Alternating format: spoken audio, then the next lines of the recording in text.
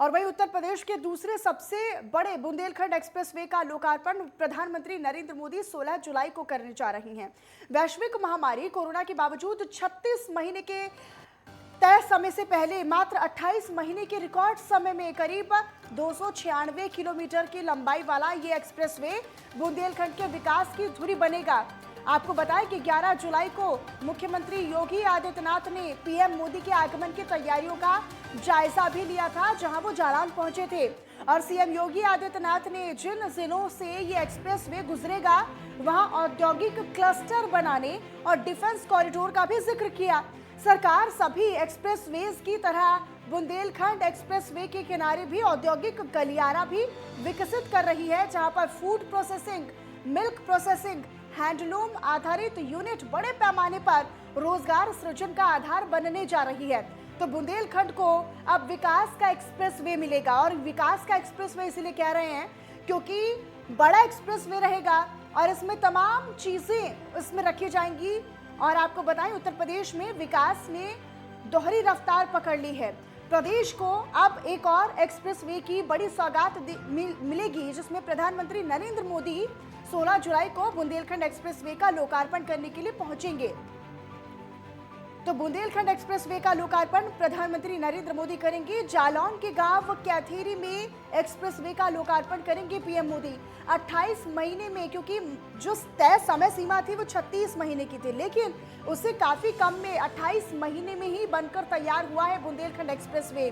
Bundelkhand expressway का जो भविष्य में 6 लेन तक तय हो सकता है और उसको विस्तार भी मिल सकता है। चित्रकूट, बांदा, हमीरपुर, महोबा, जालौन, औरैया और इटावा ये वो जिले हैं जहां से एक्सप्रेसवे होकर गुजरेगा। एक्सप्रेसवे पर प्रवेश यानी एंट्री और एग्जिट यानी निकासी के लिए कुल 13 स्थानों पर इंटरचेंज की सुविधा भी है। परियोजना के आसपास सर्विस रोड का भी निर्माण किया जा रहा है। सर्विस रोड भी बनकर तैयार होगा। ट्रैफिक सुरक्षा के लिए एडवांस ट्रैफिक मैनेजमेंट सिस्टम की व्यवस्था भी होगी। और एक्सप्रेसवे के ROW के अंतर्गत लगभग 7 लाख वृक्षों को, पेड़ों को रोपण उनका किया जा रहा है, उनको लगाया जा रहा है। तो निश्चित तौर पर ही यूपी को अब नया एक्सप्रेसवे मिलेगा। और ये जो एक्सप्रेसवे है यानी वो विकास का एक्सप्रेसवे है।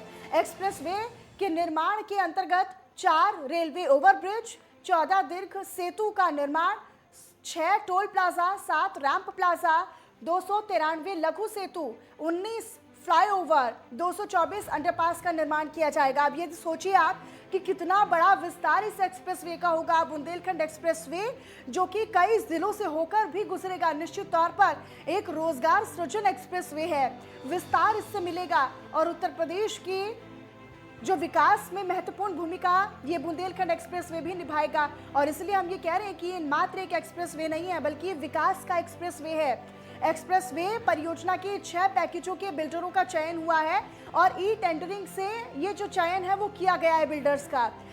परियोजना में न्यूनतम निविदा अनुमानित लागत से 12.72% कम हुई है।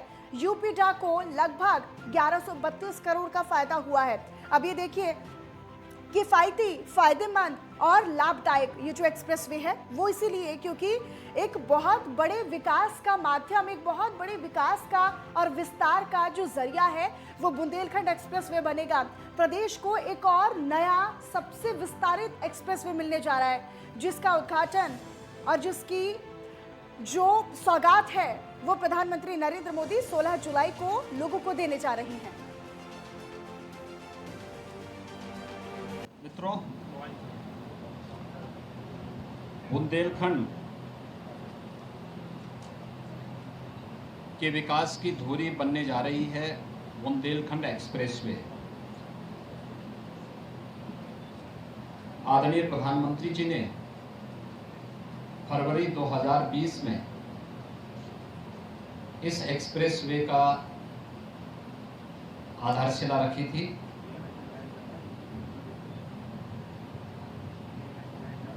यद्यपि मार्च 2020 से पूरी दुनिया कोरोना महामारी की चपेट में है,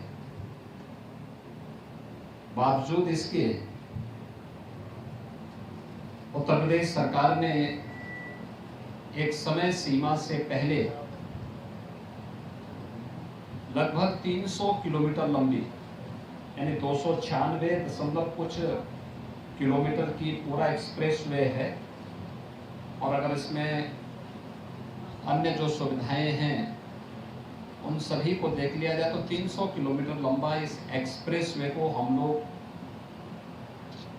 14 जुलाई तक कंप्लीट कर रहे हैं। यानी यह कंप्लीट हो गया है। थोड़े बहुत जो मरम्मत आदि के कार्यक्रम हैं इस वर्तमान में चल रहे हैं।